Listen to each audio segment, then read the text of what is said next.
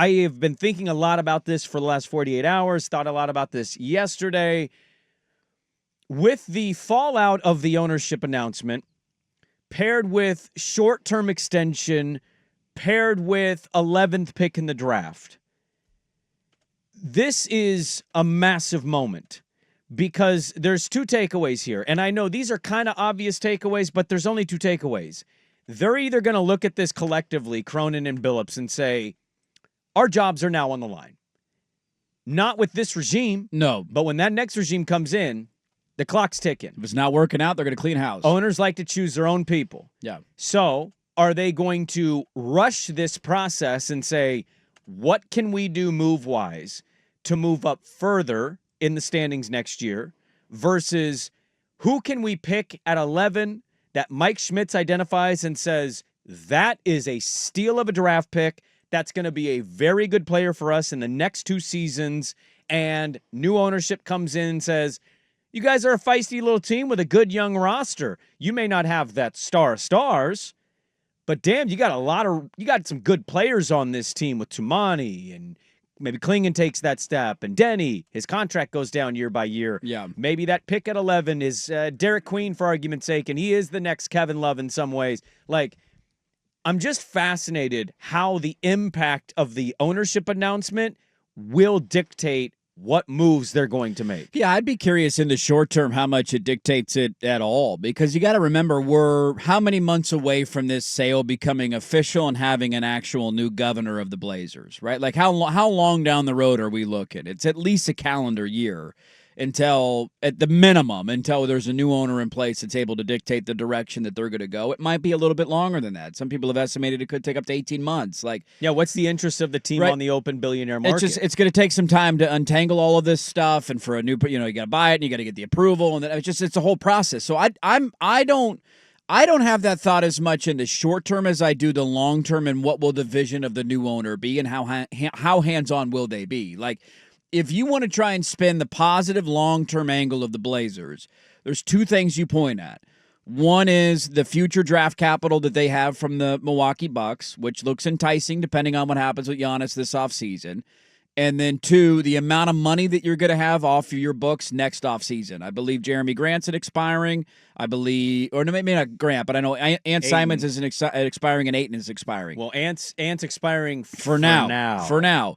But that's one of the things that people like to tout who are pro long-term Blazers. Say, look how much money you're going to have to go spend next offseason. Mm-hmm. And that's why I asked the question about next offseason is how aggressive are you going to be, and what will the message and the course correction be from a new owner if they are in place of, this is the way I want to go. It's been one of my biggest frustrations for the last 7 years. I feel like you've just been kind of blowing in the wind back and forth, one toe in each water. You haven't fully committed to either going all in with Damian Lillard like you said you were going to, or let's bottom this thing out and get better. And then in the year where it was probably the best draft class of the bunch, you decided to not bottom out and you were too good. So you've kind of had toes in both waters. How will the new owner change that message? Well, I think everything about their messaging publicly is basically they're keeping this pick and they're going to use it and they're going to draft a player. I have no other reason to think otherwise.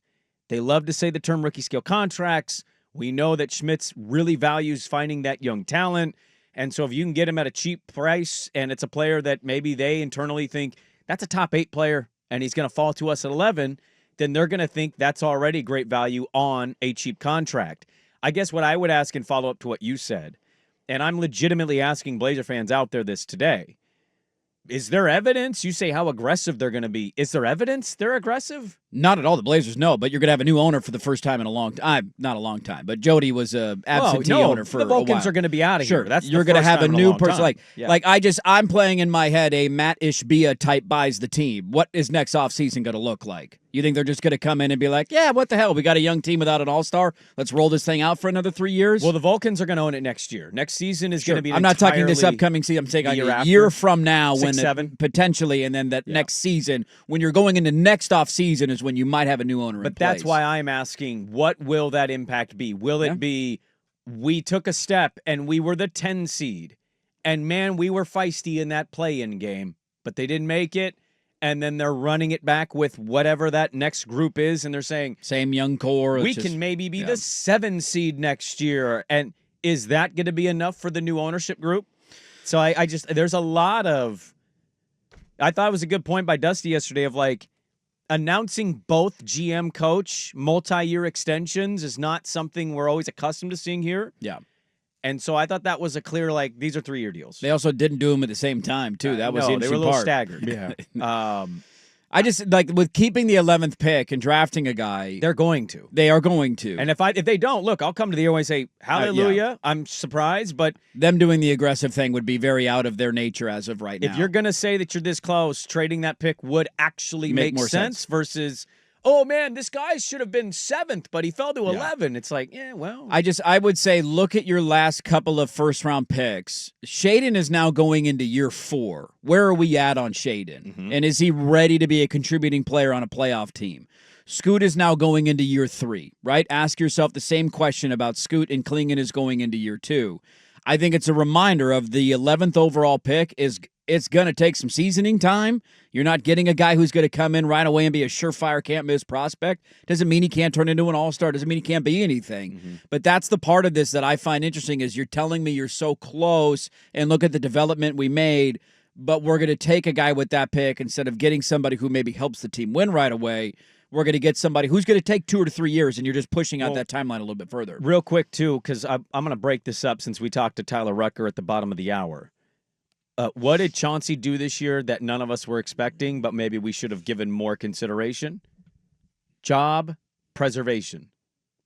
Multi-year contract extensions is 2 to 3 years at most. New ownership group here in 2 years. Yeah. That puts you on the clock. So are they operating in a job preservation state of mind? Or are they going to operate in the, we can be patient. We can build this out on our timeline regardless of the ownership situation. And that's the fascinating part to me is, do they now feel a little sped up because they're not blindsided by this news the way we were? They've known this was coming for months. I had somebody tell me in the media that internally a local reporter knew about this weeks ago and told another reporter, and the reporter never reported it because they didn't want to source it and they're not in the breaking news business. So this is not something, it blindsided us on when it dropped, but people behind the scenes have known this was coming. So how are they going to operate? On the job preservation, do this as quickly as possible, or not rushed. We'll do this how we want to do this on our timeline. Have a 7-year build out. Well, maybe 7, maybe 4, whatever it is. Are we opening a 5-year window now? We got a new 5-year window? Is that what you're telling me? There is a new 5-year window. We got a new 5-year window? That window's opening. That window is open. I'm looking through it. Hello, 5 years. Hey, Neil. How you doing out there? Hey. Remember when you were in here? How's the Lake Oswego? I can get in your lake now, Neil. You can't kick me out. It's public lake. I do have you, like, floating on. Cousin Eddie Speedo. Yeah, dude, Speedo, no shirt. Neil! Remember when you wouldn't trade CJ? God, I hate that guy.